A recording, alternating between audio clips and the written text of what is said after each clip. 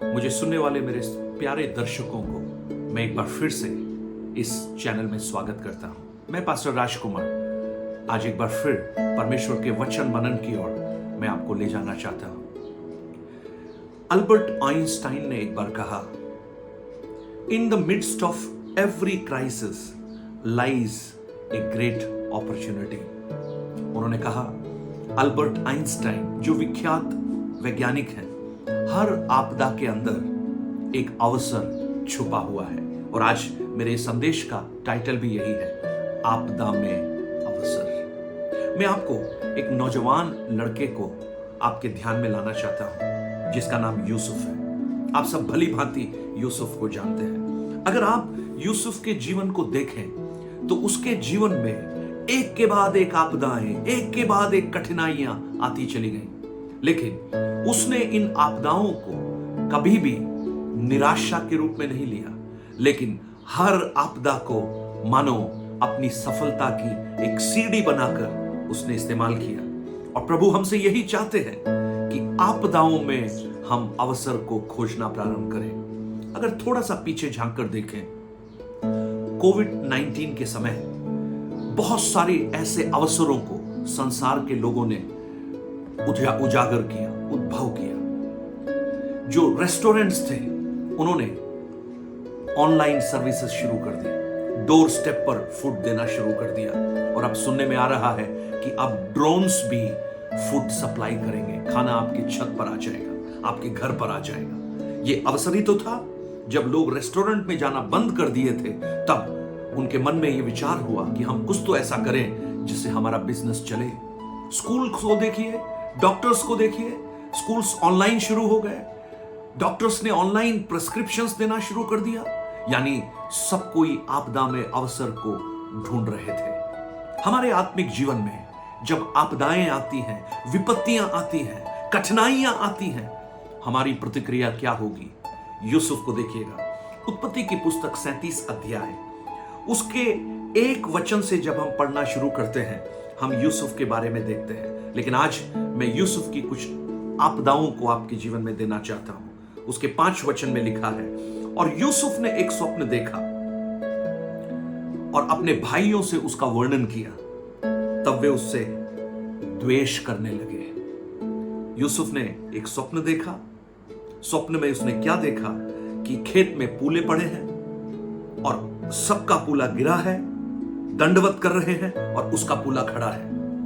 उसके भाई उससे नफरत करने लगे, द्वेष करने लगे। अगर आप 8 वचन में आप आएंगे, वहां लिखा है वो अधिक वैर करने लगे, द्वेष से वैर उत्पन्न हो गया। अब भाई फूटी आंख उसको नहीं सोते हैं, वो उनके मन में योजनाएं चल रही हैं। और देखिए 37 अध्याय उसके 18 वचन में जब जाते हैं, वहां लिखा है, जब दूर से यूसुफ को उन्होंने देखा, उसको मार डालने की युक्ति करने लगे, प्लान्स होने लगे, योजनाएं होने लगी। देखिए, द्वेष से शुरू हुआ, बैर में बदल गया, अब योजनाएं बनना शुरू हो गई। एक के बाद एक विपत्तियां। ऐसे घर में जहां 11 भाई हैं, एक बहन है, कोई उससे बात नहीं करता, बड़ा मुश्किल है ऐसे घर में जीना। आपको मालूम होगा, अगर आप रिजेक्शन को महसूस करते हैं, अगर आप तिरस्कार को महसूस करते हैं, कितना मुश्किल है उस घर में जीना। लेकिन यूसुफ ने उन परिस्थितियों में जीना सीख लिया। उसने कभी भी अपने मन में, अपने मुंह से निराशा की बात नहीं कहा। वो परमेश्वर पर आश्रित रहा। जब भाई उसे वैर करते थे, भाई उसे द्वेष करते थे, तब भी अपने भाइयों के पास कुशल क्षेम पूछने के लिए गया, उनको खाना देने के लिए गया। यह नहीं जानता था कि ये भाई उसके विरुद्ध योजनाओं को बना रहे हैं, उसके विरुद्ध षड्यंत्रों को रच रहे हैं। आज मैं आपको कहना चाहता हूं मेरे प्रिय भाई बहन, आप अगर परमेश्वर के अनुग्रह के अंदर चलते हैं, आप अपने जीवन में परमेश्वर पर विश्वास करते हैं, आपके विरुद्ध के हर षड्यंत्रों को, हर योजनाओं को हमारा परमेश्वर नेस्तनाबूद कर सकता है। योजनाएं बनाई। अब क्या हुआ उसके बाद? अगला देखिए, एक गड्ढे में डाल दिया। 24 वचन में लिखा है, यूसुफ को उठाकर एक गड्ढे में डाल दिया।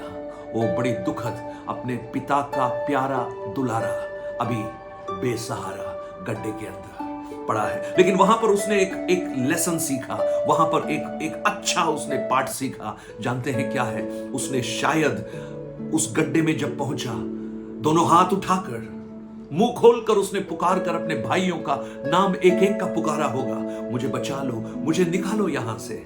लेकिन थोड़ी ही देर के बाद उसे एक बात समझ में आ गई।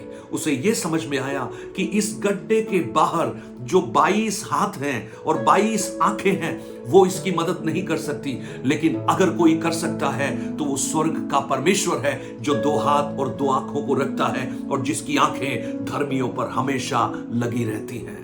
अंधकार के कुछ पाठ, अंधकार के कुछ लेसन आपने भी सीखे होंगे, हम सब ने सीखे हैं। ये कोविड 2 साल की महामारी ने हमें बहुत कुछ सिखाया है और ये सब बातें हमारे जीवन में एक अवसर बनकर बाहर निकल रही हैं। अंधकार में बहुत सारे पाठ हम सीख सकते हैं। अगर परमेश्वर के वचन को आप देखें, परमेश्वर के वचन में जब अंधकार था, परमेश्वर ने सृष्टि को उद्भव किया, यानी अंधकार के अंदर से निकली हुई एक बड़ी खूबसूरत सृष्टि। जब आदम अंधकार में था, नींद में था, एक सुंदर हवा को परमेश्वर ने वहां से उत्पन्न किया। Praise the Lord. अब नए नियम में पौलुस को आप देखें, 3 दिन का अंधकार, शाऊल से पौलुस का निर्माण, एक परिवर्तन, अंधकार के लेसन। और तो और मैं आपको कहूं, आपकी शादी को अगर कई साल हो गए हैं, आज अपनी मैरिज का एल्बम एक बार खोल कर देखना, कभी कभी खोल लीजिए, कीजिएगा। उसमें जो फोटोज आपको खूबसूरत दिखते हैं, वो भी एक डार्क रूम में बने हैं, अंधकार में बने हैं। अंधकार के लेसन, यूसुफ ने उस अंधकार को इस्तेमाल किया उस परमेश्वर को जानने के लिए। अगर आप अंधकार में हैं, ये एक अवसर बन सकता है आपके लिए। मैं बहुत से लोगों की गवाहियों को सुनता हूं कि ये जो कोविड का समय था, जो लॉकडाउन का समय था, जो घटी का समय था, उसमें परमेश्वर पर और भरोसा रखने का कारण वो बन गया। देखिए उसके बाद क्या हुआ, गड्ढे से तो निकला, अब एक और आपदा, 20 सिक्कों में बेच दिया, दास बनाकर बेच दिया 20 सिक्कों में। लेकिन यूसुफ को इन सारी परिस्थितियों में आप देखेंगे, उसके मुंह से कभी कड़वाहट नहीं निकली, कभी वो निराशा की बात नहीं कर रहा है। जब वो पोतीफर के घर में पहुंचा, 20 चांदी के सिक्कों में बेच दिया गया। पोतीफर के घर में अगली चुनौती, पोतीफर की पत्नी के साथ की चुनौती, लेकिन वहां भी उसने अपना चरित्र दिखाया। उसने उस आपदा में अपने आप को आत्मसमर्पण नहीं किया, लेकिन परमेश्वर पर भरोसा रखकर वो कहता है, वो भाग गया वहां से।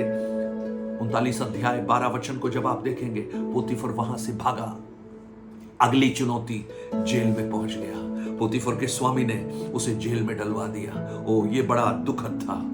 पिता का प्यारा बेटा अभी जेल खाने के अंदर है। अगर आप 39 अध्याय 20 वचन को आप पढ़ें, वहां पर लिखा है, यूसुफ के स्वामी ने उसको पकड़कर बंदी गृह में, जहां राजा के कैदी थे, डलवा दिया। वो बंदी गृह में रहने लगा। ओ, एक और विपत्ति, बंदी गृह की विपत्ति। लेकिन 21वें वचन में मैं आपको एक बहुत ही खूबसूरत बात बताता हूं।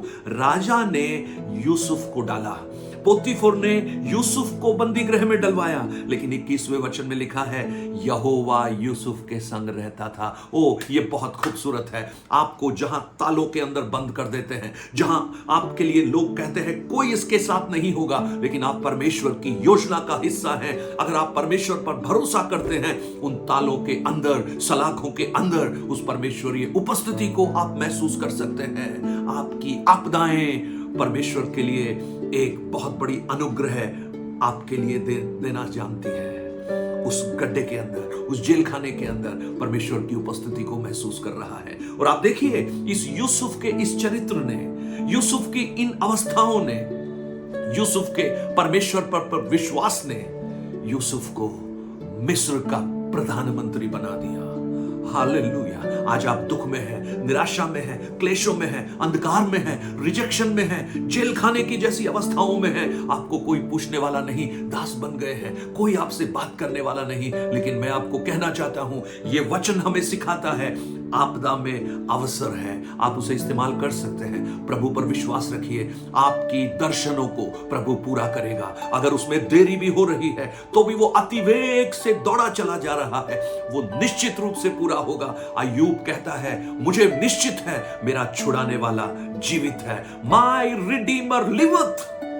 आज मैं आपके लिए प्रोफेसी करना चाहता हूं, भविष्यवाणी करना चाहता हूं। कुछ भाई इस संदेश को सुन रहे हैं, कुछ बहन इस संदेश को सुन रहे हैं, घर में रिजेक्टेड हैं, कोई उनसे प्रेम नहीं करता, प्यार की बातें नहीं बोलता। आप इसे इस्तेमाल कीजिए परमेश्वर को जानने में। आप अंधकार में पड़े हैं, कोई आपके साथ नहीं है, आप इसे इस्तेमाल कीजिए परमेश्वर को और गहराई से जानने में, वचन को पढ़ने में, प्रार्थनाओं में समय बिताइए। आप जेल खाने की जैसी अवस्थाओं में हैं, संसार का आकर्षण आपको आकर्षित कर रहा है, लेकिन आप उस समय भी परमेश्वर को जानने के लिए बिताइए। आपकी अवस्थाओं में आमूल चूल परिवर्तन कर कर परमेश्वर आपको वो बनाएगा जो ना आंखों ने देखी, ना कानों ने सुनी, ना मनुष्य के चित्त में भी चढ़ी है। यूसुफ के भाइयों ने सोचा यूसुफ मर चुका है, लेकिन यूसुफ मिस्र का प्रधानमंत्री है। अगर आप 50 अध्याय 20 वचन को पढ़ें, यूसुफ अपने भाइयों से कहता है, तुमने जो मेरे लिए बुराई सोची थी, मेरे परमेश्वर ने उसी में भलाई को उत्पन्न किया, जिससे मैं सिर्फ नहीं तुम्हारे प्राणों को भी बचा सकूं। मेरा परमेश्वर जानते हैं क्या है? अगर कोई आपकी ओर पत्थर फेंके, मेरा परमेश्वर जब उस शत्रु के हाथ से पत्थर उड़कर आपके शरीर पर लगने से पहले उस पत्थर को फूल में परिवर्तित कर सकता है। ये मेरा परमेश्वर का कार्य है। स्वर्गीय पिता, आज मेरी प्रार्थना है ये संदेश बहुतों के लिए एक आशीष का कारण बने। यूसुफ की जैसी अवस्थाएं, निराश, यूसुफ की जैसी अवस्थाएं, तिरस्कृत, कारागृह, अंधकार, अगर ये मेरे प्रिय भाई बहन ऐसी अवस्था से गुजर रहे हैं, प्रभु आप उनके जीवन में अनुग्रह का काम कीजिए, एक नएपन का काम कीजिए, उनके आपदाओं को अवसर में बदल दीजिए, उनकी अवस्थाओं को परिवर्तित कीजिए। मैं आपके नाम से मेरे प्रिय भाई बहनों को ब्लेस करता हूं, आशीषित करता हूं। उनके घर, उनके परिवार, उनकी अवस्थाओं में एक बड़ा परिवर्तन हो जाए, यीशु के नाम से।